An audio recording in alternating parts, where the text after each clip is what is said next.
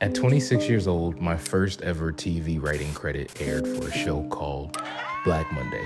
Rewind 6 months before that, and the same day I was assigned to co-write that episode of Black Monday, I was headed to set to act on an entirely different show. This was all during the pandemic, so while I was a writer's assistant on Black Monday, I was also kind of double dipping as a showrunner's assistant. And the showrunners for The Woman in the House, they just thankfully took a liking to me. They started following me on Instagram, and they saw that I was making these dumb weekly sketches. Truthfully, it was all about practicing my comedy and my writing. Never had it in my mind that this would become something that I could possibly act from, but they saw something that felt like it fit a role that they had, and they asked me to come to set and act for 2.5 seconds across from Kristen Bell. So on the same day I was assigned to write jokes and lines for Don Cheadle and Regina Hall, I was also leaving work that day and headed to set to act across from Kristen Bell. It doesn't make any sense.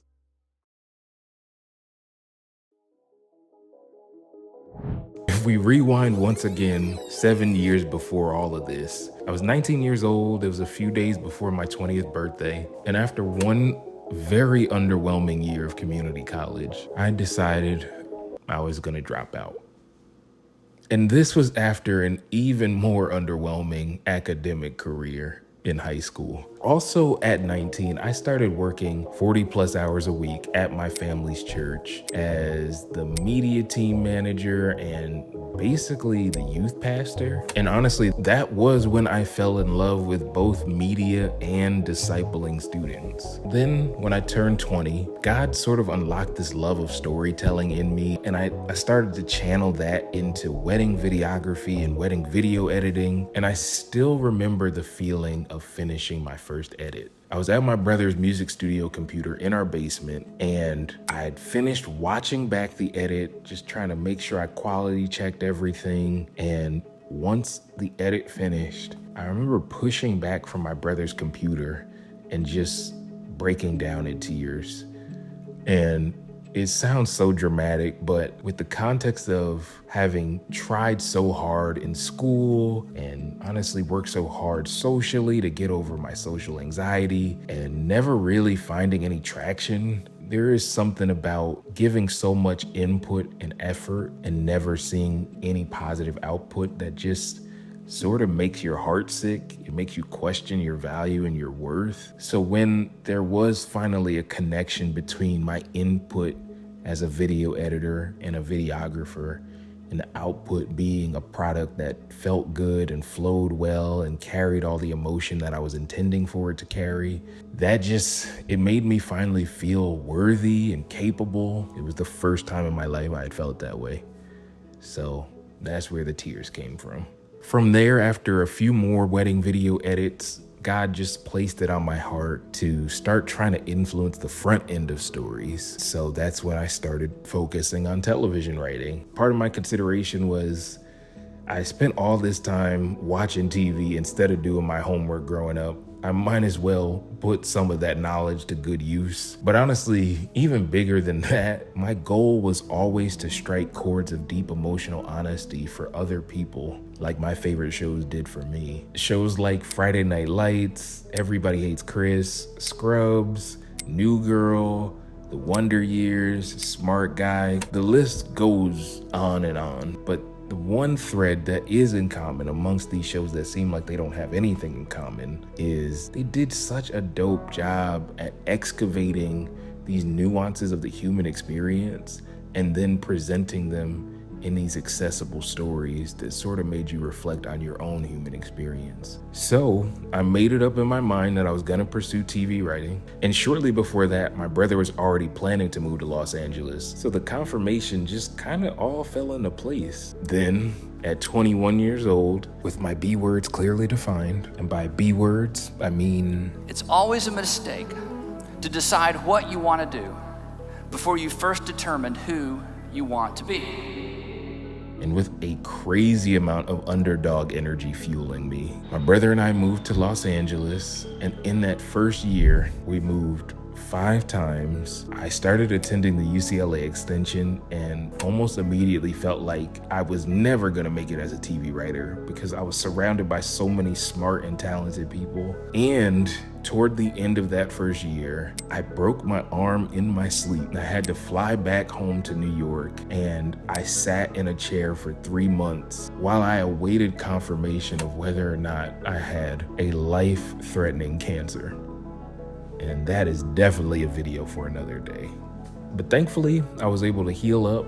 I came back to LA, and after 5 more years of 60-hour work weeks and writing during my lunch breaks and after work and creating literally thousands of comedy premises, definitely not all of them were good, producing a short film and connecting with some of the most talented and generous and caring creatives in the industry. And after all of that, the Black Monday writing credit came. So after that first writing credit, because I was able to follow it up with a sample script that was honest and authentic and deeply me, I was able to get my first ever manager, and then shortly after, I got my first ever agent. And they started getting me a bunch of these general meetings, from meetings with Kenya Barris's production company to meetings with Broadway Video, the production company behind Saturday Night Live. But as my external life and my career were peaking in pretty much every way that you could measure, the pillars of my personal life were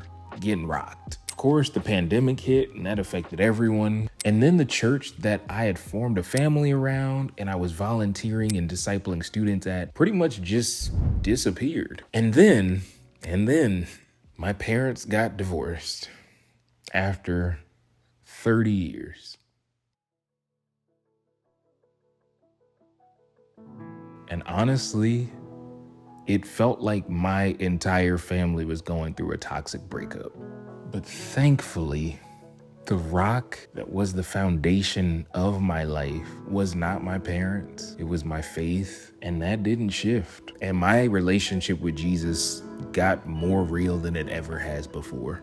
After a few years now of being a certified TV writer and achieving this thing that I ultimately thought would validate me in an unshakable way, the disillusionment of television writing not being all I dreamt it to be, it just crashed me into this wall of depression. And that depression not only stole my sense of identity, which is bad enough, but it also stole all of my creative intuition.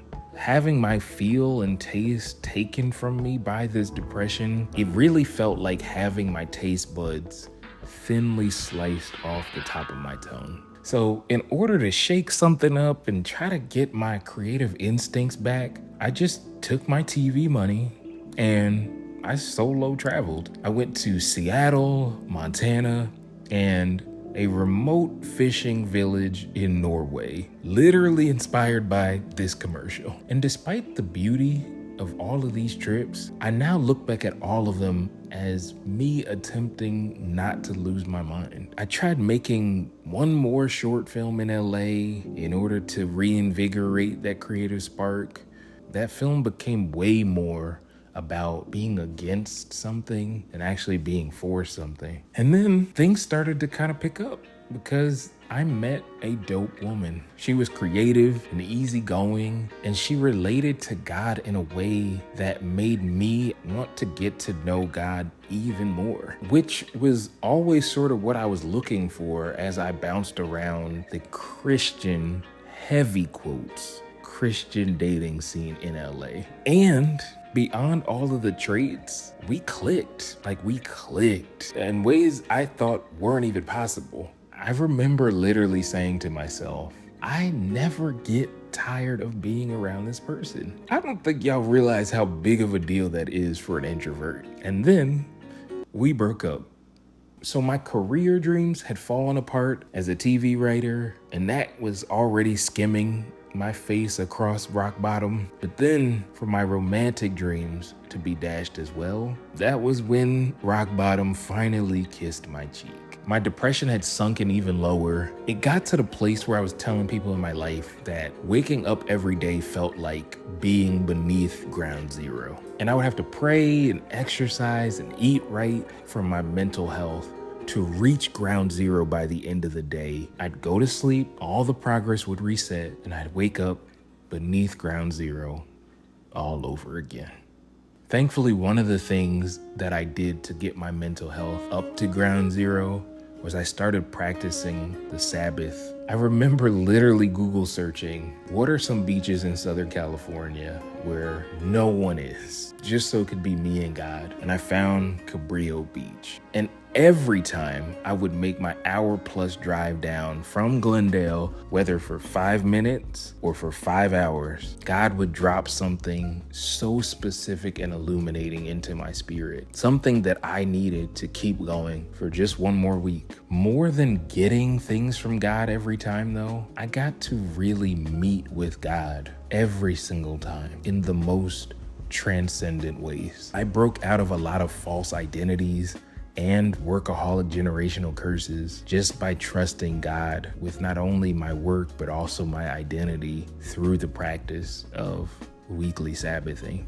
One particular time, I was reading the book by John Tyson and Jefferson Bethke called Fighting the Shadows. I think you could understand why the title of that book spoke to me in this season. In one of the chapters in particular where they talked about calling and purpose, it was like all of a sudden as I was reading it, God snatched me up to this 10,000 foot view of my life. And it was almost like from that view, he was saying to me, let's both look back at what changed your trajectory from a college dropout to a TV writer. You were serving and discipling students, and you wanted to tell real and honest stories. All at once, I was reminded of this dream that I've had even before I'd moved to LA to eventually end up in Georgia, attending a North Point church and serving with the students at one of their campuses. But I thought that would happen after I met my wife in LA and then we'd move to Georgia together. As I mentioned, the wife part was quieter than ever, but that did not mean I needed to wait to do the other part of my dream. I just knew I had to reset the orbit of my life around what God had called me to do all those years ago. So I tested it, right? I sent the people that run the college ministry the longest email they probably have ever gotten from a random person. They hit me back and said, yeah, they could use some extra volunteers. So it was literally 2 days after my 30th birthday that I willingly gave up everything I had earned and achieved as a TV writer and unwillingly gave up the friends and chosen family and even being able to be in proximity to my brother/best friend. And I packed up my car and I drove across the country over the course of 6 days to serve with the college ministry at Buckhead Church in Atlanta, Georgia. And, well, here I am, still very much in a daily bread season, still not fully sure what's next other than pursuing creating my own stuff like this. But yeah, to be honest, I feel sort of like a wanderer in pretty much every external area of my life right now. And to be even more honest, I've been upset at God about that. There's been parts of me that have felt like, man, I spent my entire 20s working toward this one thing that felt impossible to begin with. I got all the way through, and then it just wasn't what I wanted.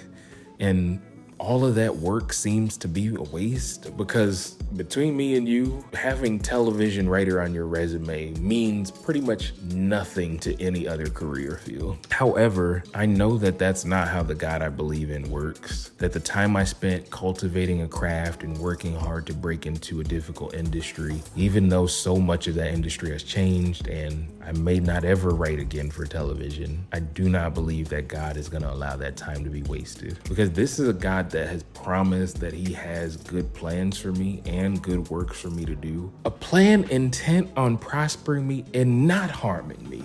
Oh, glory. Okay, let me stop. But I mean it. That is the nature of my God. And while I'm very much in this in-between season, I do have to say I've had the most peace, freedom, and inner fulfillment that I've had in years. And I know it's because I've made some really difficult calls to surrender the details of my life to God. And all of this is starting over at 30. Oh, one more thing.